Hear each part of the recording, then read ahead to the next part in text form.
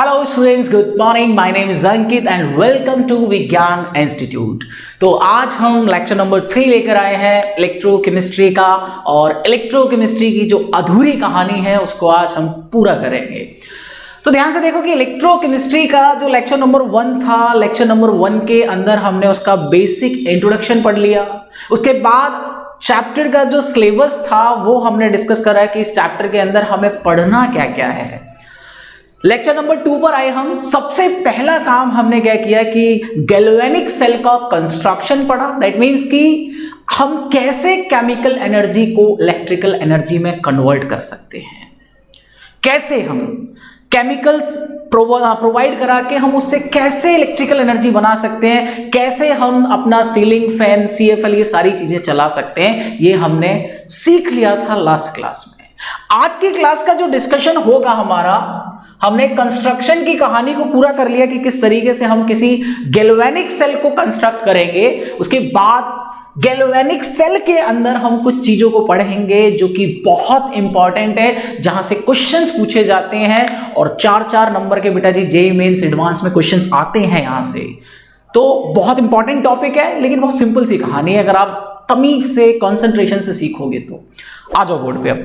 अब ध्यान से देखो कि आज जो हम बात करने वाले हैं बेटा जी, हमने लास्ट क्लास में देखा था कि हमारे पास कुछ रिएक्शंस हो रही थी कि सर जिंक Zn+2 में कन्वर्ट होकर 2 इलेक्ट्रॉन एमिट कर रहा था, बाहर निकाल रहा था। दूसरे हाफ साइकिल में क्या चल रहा था कि Copper+2 उन 2 एमिटेड इलेक्ट्रॉन को एक्सेप्ट करके सॉलिडिफाई हो रहा था। हमने कहा था कि सर अगर जिंक Zn+2 में जा रहा है, इस प्रोसेस को या इस रिएक्शन को हमने नाम दिया था ऑक्सीडेशन। और जब Copper+2 उन एमिटेड इलेक्ट्रॉन को एक्सेप्ट कर रहा था तो Copper+2 का सर क्या हो रहा था यहाँ पे, रिडक्शन। तो बहुत सारे बच्चे तो यही गलती कर देते हैं। उनसे पूछो कि ऑक्सीडेशन किसका हो रहा है, सर जिंक का। रिडक्शन किसका हो रहा है, कॉपर का। तो ये बिल्कुल गलत बात है बेटा जी, रिडक्शन कॉपर का नहीं हो रहा, रिडक्शन Copper+2 का हो रहा है। तो ये बात अपने दिमाग में बैठा लो कि रिडक्शन Copper+2 का है, कॉपर का नहीं। Because Copper+2 in emitted electron को एक्सेप्ट कर रहा है, कॉपर नहीं कर रहा है ना। तो आइंदा से याद रखना कि रिडक्शन किसका हो रहा है, Copper+2 का। ये हमने रिएक्शन देख ली थी। अब एक बात आप यहां पे देखो कि सर अगर ऑक्सीडेशन का प्रोसेस हो रहा है, इलेक्ट्रॉन निकल रहे हैं, तो कुछ ना कुछ ट्रांसफॉर्मेशन एनर्जी का होगा, कुछ ना कुछ एनर्जी का चेंज आ रहा होगा। अगर कहीं पे रिडक्शन हो रहा है, इलेक्ट्रॉन को एक्सेप्ट कर रहा है, तब भी कुछ ना कुछ एनर्जी का कॉन्सेप्ट आ रहा होगा। और यहां पर एनर्जी की कहानी को हम पोटेंशियल वर्ड से एक्सप्लेन करते हैं। तो दैट मींस कि हम बात कर रहे हैं पोटेंशियल की। अब ये जो आपको दिखाई दे रही है रिएक्शन, ये सर हाफ सेल की रिएक्शन है, ऑक्सीडेशन हाफ सेल की रिएक्शन। ये जो आपको दिखाई दे रही है बेटा जी, ये रिडक्शन हाफ सेल की रिएक्शन है। तो अगर ऑक्सीडेशन वाली रिएक्शन में पोटेंशियल की बात होगी तो हम उसको नाम देंगे ऑक्सीडेशन पोटेंशियल, उसको हम नाम देंगे बेटा जी ऑक्सीडेशन पोटेंशियल। और अगर रिडक्शन वाले प्रोसेस में पोटेंशियल का कॉन्सेप्ट आएगा तब हम उसको नाम देंगे रिडक्शन पोटेंशियल। तब हम उसको क्या नाम देंगे, रिडक्शन पोटेंशियल। ये 2 बातें आपने देख ली। सबसे पहले मैं आपको यही समझा दूं कि सर ये पोटेंशियल का असल मीनिंग है क्या। तो बेटा जी पोटेंशियल का मीनिंग क्या है, यहां पे अगर हम इसकी बात कर रहे हैं कि पोटेंशियल क्या है, और पोटेंशियल में भी ये जो हमने ऑक्सीडेशन पोटेंशियल या रिडक्शन पोटेंशियल पढ़ा है, वो भी बेटा जी हमारा क्या है, इलेक्ट्रोड पोटेंशियल की कहानी है। ये किसकी कहानी है, इलेक्ट्रोड पोटेंशियल की। पोटेंशियल और भी तरीके के हो सकते हैं, लेकिन ये जो हम ऑक्सीडेशन पोटेंशियल और रिडक्शन पोटेंशियल की बात कर रहे हैं, ये हमारे पास एक इलेक्ट्रोड के पोटेंशियल का कॉन्सेप्ट है। और अगर मैं इस इलेक्ट्रोड के पोटेंशियल को एक्सप्लेन करूं तो इलेक्ट्रोड का पोटेंशियल क्या होता है बेटा जी, ये पोटेंशियल डिफरेंस होता है। It is potential difference between electrode and electrolytic solution. Electrolytic solution. तो आज के बाद आप ये कभी नहीं भूलेंगे कि इलेक्ट्रोड पोटेंशियल का मतलब क्या है। तो बेटा जी इलेक्ट्रोड पोटेंशियल का सीधा सा मतलब है कि it is a potential difference between electrode and electrolytic solution. आपने गैल्वेनिक सेल बनाया था, आपने गैल्वेनिक सेल में जो एक सिंगल हाफ सेल लिया था उसके अंदर आपने एक इलेक्ट्रोड लगाया था, जिंक की रॉड ली थी और जिंक सल्फेट का सॉल्यूशन लिया था। तो जो जिंक सल्फेट का सॉल्यूशन है दैट इज इलेक्ट्रोलाइटिक सॉल्यूशन, और जो जिंक की रॉड आपने यूज की थी वो बेटा जी हमारे पास इलेक्ट्रोड है, तो उनके बीच का जो पोटेंशियल डिफरेंस होगा that is called electrode potential. और एक और बात मैं बता दूं बेटा जी, ये जितने भी पोटेंशियल की कहानी मैं आपके सामने अभी हाल फिलहाल गाऊंगा वो स्टैंडर्ड कंडीशन पर होगा, वो स्टैंडर्ड कंडीशन पर होगा।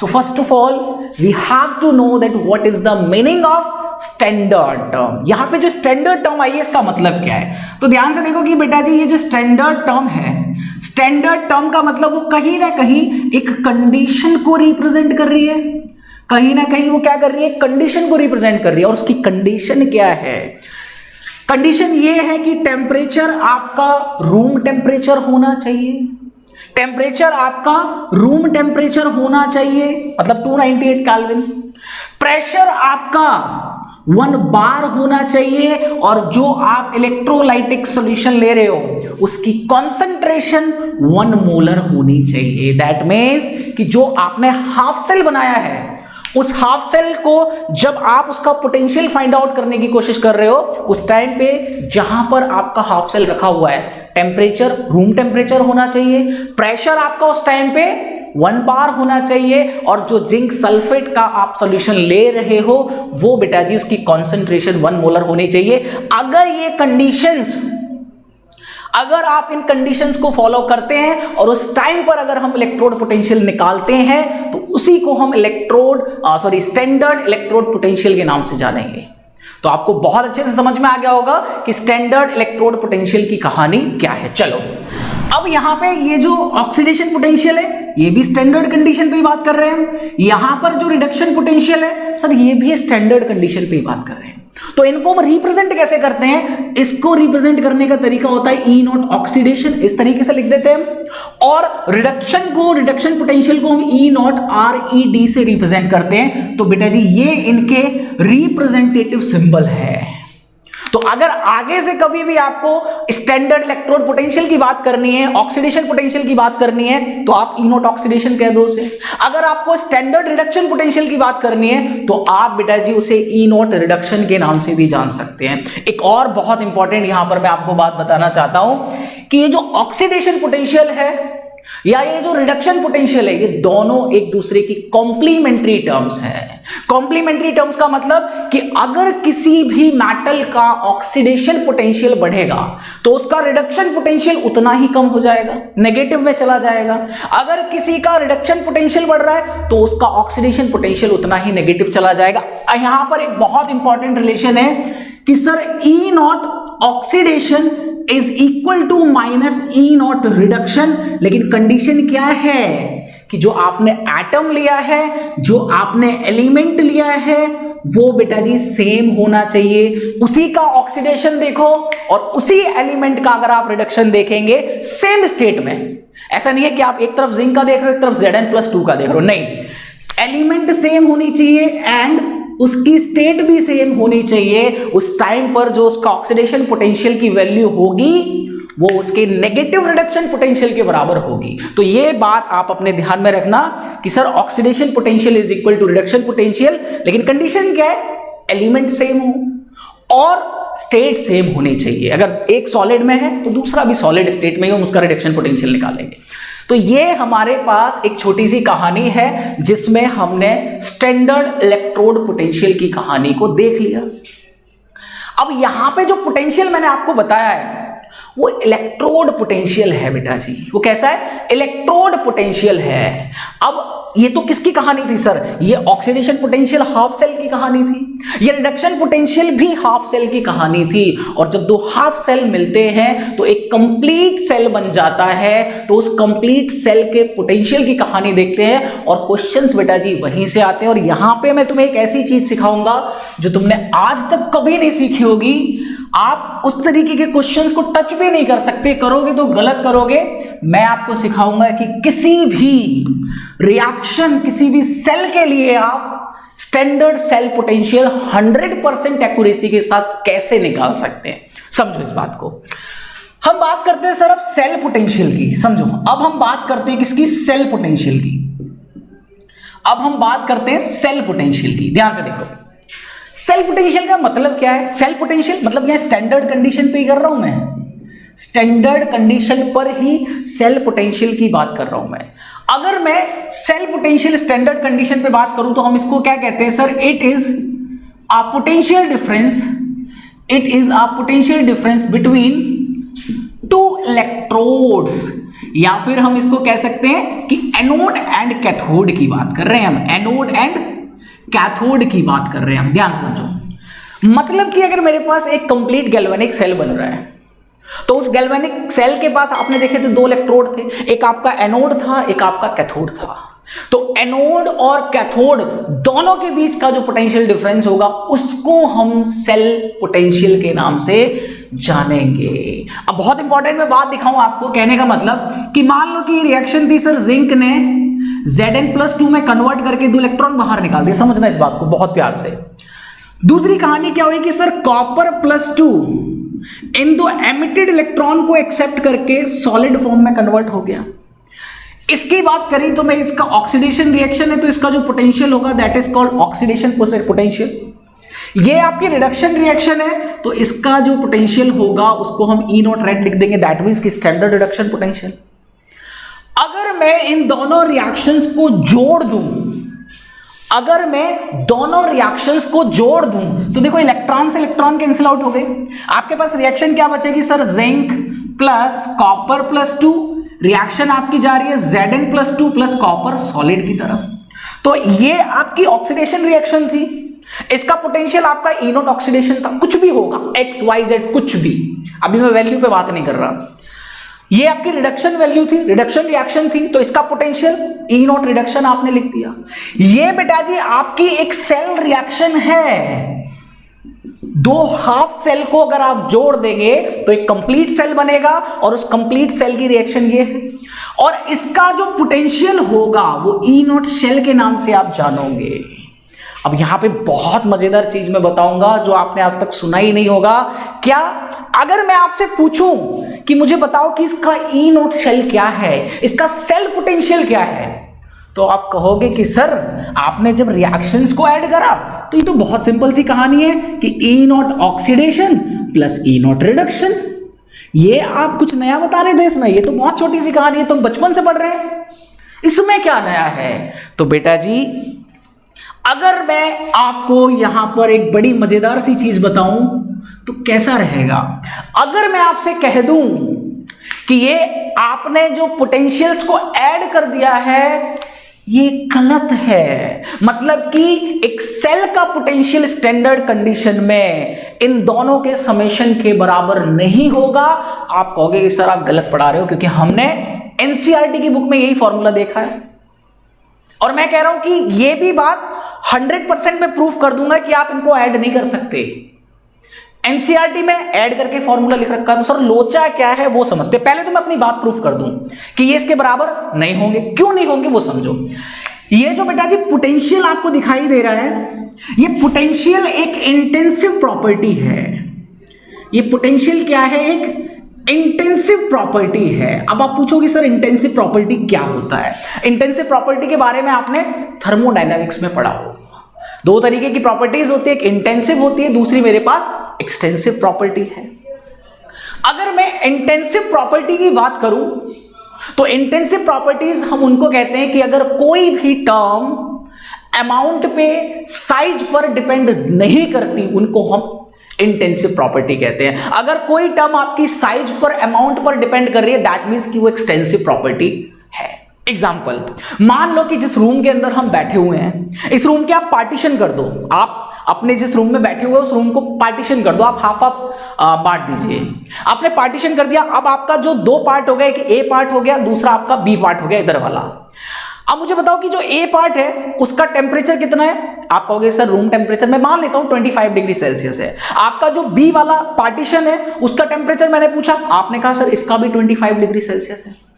अगर मैं अब बीच वाला पार्टीशन हटा दूं जो पार्टीशन आपने बीच में किया है मैं हटा दूं और पार्टीशन हटाने के बाद आपसे पूछूं कि अब रूम का टेम्परेचर कितना है, तो आप दोनों ए और बी सेक्शंस के टेम्परेचर को जोड़ नहीं सकते। आप ये नहीं कह सकते कि सर अब रूम का टेम्परेचर 50 डिग्री सेल्सियस हो गया ना, रूम का टेम्परेचर अब भी 25 डिग्री सेल्सियस है। तो कमाल की बात यह है कि टेम्परेचर एक ऐसी टर्म है जो साइज पर, अमाउंट पर डिपेंड नहीं करती। आप आधा रूम ले लो, आधे से आधा रूम ले लो, टेम्परेचर 25 डिग्री सेल्सियस ही रहेगा। ऐसे और भी बहुत सारी, हम प्रेशर की बात करें, प्रेशर भी हमारी इंटेंसिव प्रॉपर्टी है। अच्छा, अगर मैं आपसे वॉल्यूम की बात कर लूं तो आप कहोगे कि सर अगर पार्टीशन हुआ तो वॉल्यूम आधा आधा, पार्टीशन हटा दोगे वॉल्यूम बढ़ जाएगा, मास बढ़ जाएगा। तो ये वॉल्यूम मास एक्सटेंसिव प्रॉपर्टीज है। तो इंटेंसिव प्रॉपर्टी का मतलब समझ में आ गया कि सर इंटेंसिव प्रॉपर्टीज का मतलब होता है कि डज नॉट डिपेंड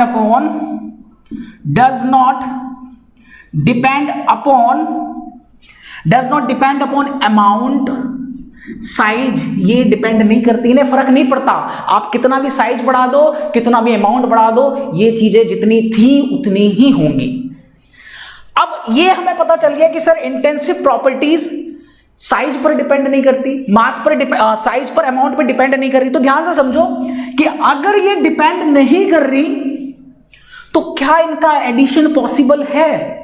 आप टेम्परेचर्स को आपने ऐड करा, वो इंटेंसिव प्रॉपर्टी थी, तो आपने टेम्परेचर्स को ऐड करके 50 डिग्री सेल्सियस किया? नहीं किया, वो ऐड ही नहीं हो सकते, वो उतना ही रहेगा। तो दैट मींस कि इंटेंसिव प्रॉपर्टी अगर पोटेंशियल है तो इसका एडिशन पॉसिबल नहीं है, नॉट एडिशन। आप इनको डायरेक्टली ऐसे ऐड करके कंप्लीट सेल का पोटेंशियल नहीं निकाल सकते। तो इसलिए मैंने आपसे पहले कह दिया कि सर इन दोनों के समेशन के बराबर इसका पोटेंशियल नहीं होगा। मतलब ये फॉर्मूला अगर आप लिख रहे हो तो ये गलत है। अब आते हैं कि सर अगर ये फॉर्मूला गलत है तो एनसीईआरटी में क्यों दिया है? ऐसे तो एनसीईआरटी किसी ने बना नहीं दी कि भाई गलत सलत जो रामायण लिख दी, नहीं, बहुत अच्छी तरीके से आपकी एनसीईआरटी लिखी हुई है। तो सर गलत एनसीईआरटी भी नहीं है, लेकिन एनसीईआरटी की लैंग्वेज को आपने नहीं समझा, आपने सिर्फ उस फॉर्मूले की तरफ उसको पिक्चराइज करा और अपना काम करना आंख बंद करके स्टार्ट कर दिया। अब मैं तुम्हें असल कहानी बताऊंगा कि सेल पोटेंशियल का असल कॉन्सेप्ट होता क्या है। तो पहले तो ये बात समझ में आ गई होगी कि सर सेल पोटेंशियल जो है स्टैंडर्ड कंडीशन पे वो इन दोनों के समेशन के बराबर नहीं होगा, बिकॉज सेल पोटेंशियल एक इंटेंसिव प्रॉपर्टी है और इंटेंसिव प्रॉपर्टीज का एडिशन बेटा जी पॉसिबल नहीं होता। ठीक है, चलो ये आप स्क्रीनशॉट लो इसकी, फिर मैं आपको असली चीज सिखाता हूं कि सर फिर हम कैलकुलेट कैसे करें। आपने तो मना कर दिया, हम कैलकुलेट कैसे करें वो मैं आपको दिखाता हूं। आपके पास रिएक्शन यही थी, इन रिएक्शन को लिखा रहने देते हैं हम कि जिंक से Zn+2 जा रहे हैं, 2 इलेक्ट्रॉन एमिट करे, कॉपर +2 से 2 इलेक्ट्रॉन एक्सेप्ट करे और हम आगे कॉपर सॉलिड पे। ठीक है, इसका पोटेंशियल E0 ऑक्सी था, इसका पोटेंशियल E0 रिडक्शन था। ठीक है, इतनी बात तो आप सीख गए। अब यहां ध्यान से देखो, मुझे पता है कि सर अगर मैं सेल रिएक्शन लिख रहा हूं कि जिंक प्लस कॉपर +2 और ये कन्वर्ट हो रही है Zn+2 और कॉपर के अंदर, इसका जो पोटेंशियल है वो E0 शेल है, इसमें तो कोई दिक्कत नहीं। अब ये कैलकुलेट कैसे करें? ये सर मैं जोड़ तो सकता नहीं, तो हम क्या करेंगे, सेल पोटेंशियल जो हमारा है इसको जानने के लिए हम क्या करेंगे, एक ऐसी टर्म लेकर आएंगे जो एक एक्सटेंसिव प्रॉपर्टी हो और इससे रिलेट भी करती हो। मतलब कि सेल पोटेंशियल का एक ऐसा रिलेशन ढूंढेंगे जिसमें जो टर्म हो वो आपकी एक्सटेंसिव प्रॉपर्टी हो। तो बेटा जी आपको याद होगा कि थर्मोडायनेमिक्स में एक आपका रिलेशन था कि delta G0 is equal to -KNFE0। शेल कर देता हूं मैं, बस यहां ये चेंज कर देता हूं। आप जानते हो कि सर डेल्टा G0 क्या है? आपकी गिब्स फ्री एनर्जी है। ये क्या है sir? Change in Gibbs free energy, change in Gibbs free energy है ये आपकी। n आपके पास क्या है? n जो है बेटा जी ये बताता है कितने नंबर ऑफ इलेक्ट्रॉन का ट्रांसफर हुआ है। जो आपकी रिएक्शन हुई है, जो आपका ऑक्सीडेशन हुआ है, कितने इलेक्ट्रॉन ट्रांसफर हो रहे हैं उसके अंदर, उसको हम कहते हैं n से डिनोट कर लेंगे। दूसरी चीज हमारे पास क्या है कि ये जो आपको F दिखाई दे रहा है, इस F का मतलब होता है फैराडेज नंबर के नाम से हम इनको जानते हैं। ये क्या है हमारे पास? फैराडेज नंबर है। फैराडेज नंबर का मतलब क्या होता है मैं यहां बता दूं। फैराडेज नंबर का मतलब होता है कि ये 1 मोल इलेक्ट्रॉन का चार्ज होता है बेटा जी। आप जानते हो कि एक इलेक्ट्रॉन के चार्ज को आप जानते हो, ये 1 मोल इलेक्ट्रॉन के चार्ज की वैल्यू के बराबर होता है फैराडेज नंबर। बिकॉज ये कैलकुलेशन माइकल फैराडे ने की थी, इसलिए उनके नाम पे हम इसको फैराडे नंबर के नाम से जानते हैं। देखो निकाल लेते हैं। 1 मोल का मतलब हमारे पास एवोगैड्रो नंबर है और इलेक्ट्रॉन का चार्ज 1.6 इंटू 10 की पावर -19 कूलाम होता है। माइनस में होता है वो डायरेक्शन को रिप्रेजेंट करता है। हम मैग्नीट्यूड की बात करेंगे।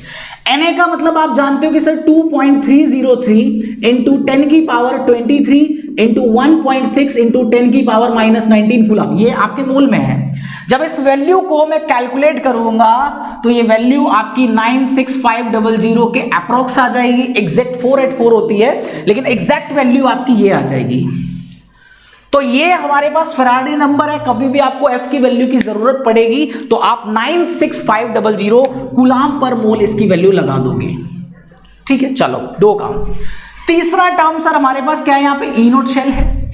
ई नोट सेल को तो आप बहुत अच्छे से जान गए कि सर ये क्या है? स्टैंडर्ड सेल पोटेंशियल है। स्टैंडर्ड कंडीशन पे सेल का पोटेंशियल है, जिसको हमने ई नोट सेल के नाम से जान लिया। तो सर इतनी चीजें हमारी सॉल्व हो गई।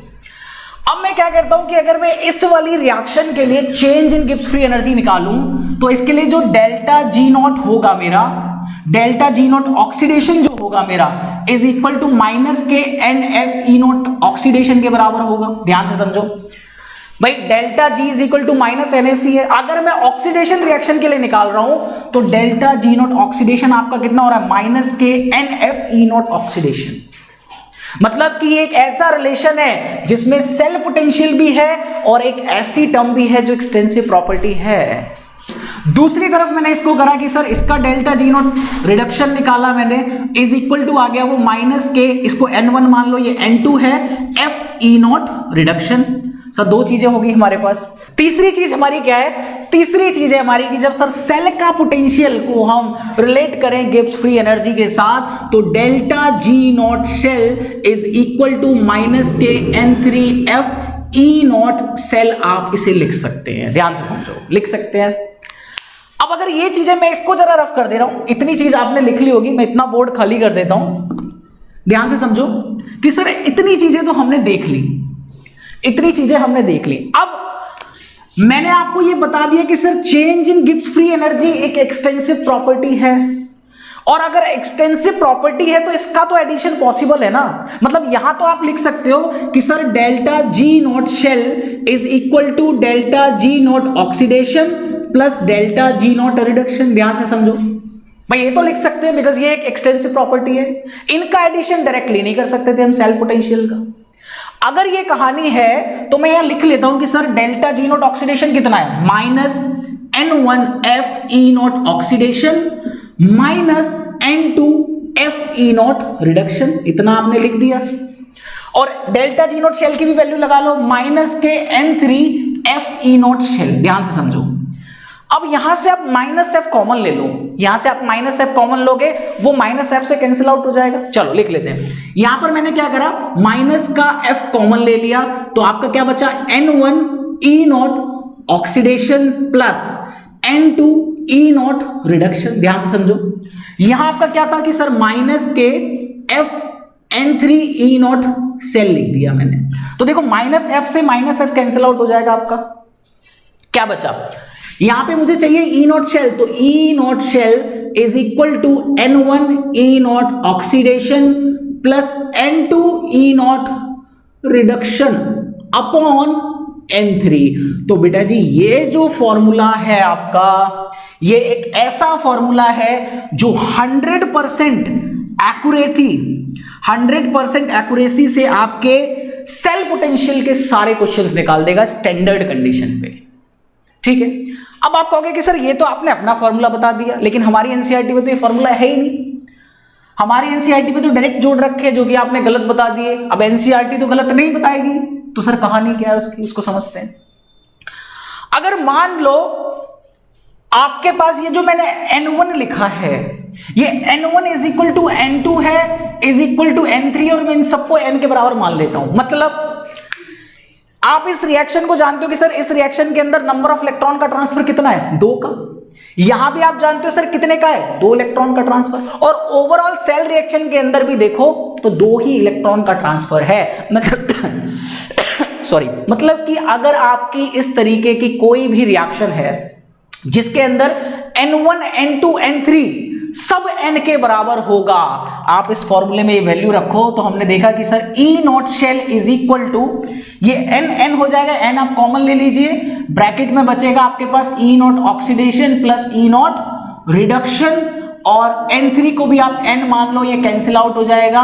E naught cell is equal to E naught oxidation plus E naught reduction. देखो ये फॉर्मूला आपका आ गया, आपकी एनसीईआरटी के अंदर जो फॉर्मूला दे रखा है वो ये है। लेकिन ये बात ध्यान रखना है कि ऑक्सीडेशन रिडक्शन को हम डायरेक्टली नहीं जोड़ते, डायरेक्टली जोड़ ही नहीं सकते, बिकॉज ये एक इंटेंसिव प्रॉपर्टी होती है। ये जो हमारा फॉर्मूला आया है ये एक स्पेशल कंडीशन की वजह से आया है, जब आपका N1, N2, N3 N के बराबर हो जाएगा। अगर N1, N2, N3 की वैल्यू चेंज है, मतलब कि आपकी जो फाइनल रिएक्शन है, अगर इस फाइनल रिएक्शन में कोई डायरेक्ट इलेक्ट्रॉन प्रेजेंट है, तो डायरेक्ट इलेक्ट्रॉन कब होगा, जब इन दोनों में इलेक्ट्रॉन बराबर नहीं होगा। अगर फाइनल सेल रिएक्शन के अंदर इलेक्ट्रॉन प्रेजेंट है कोई डायरेक्ट, तब बेटा जी इस फॉर्मूले से कभी आप सेल पोटेंशियल नहीं निकाल सकते, स्टैंडर्ड कंडीशन का गलत निकालोगे। अगर फाइनल सेल रिएक्शन के अंदर इलेक्ट्रॉन बच रहे हैं तब आप ये फॉर्मूला लगाओगे, यहीं से आप N1, N2, N3 की वैल्यू पुट करके करेक्ट वे में स्टैंडर्ड सेल पोटेंशियल कैलकुलेट कर सकते हो। इसको लिख लो, मैं इसको समराइज करके बता देता हूं कि कब कौन सा फॉर्मूला आपका यूज करना है, ठीक है, स्क्रीनशॉट ले लेना। हमने देखे कि सर स्टैंडर्ड कंडीशन पे सेल पोटेंशियल निकालने के 2 फॉर्मूले देखे हमने, हालांकि एक ही फॉर्मूला है वैसे तो, उसमें कंडीशन लगा दी तो दूसरा फॉर्मूला बन गया।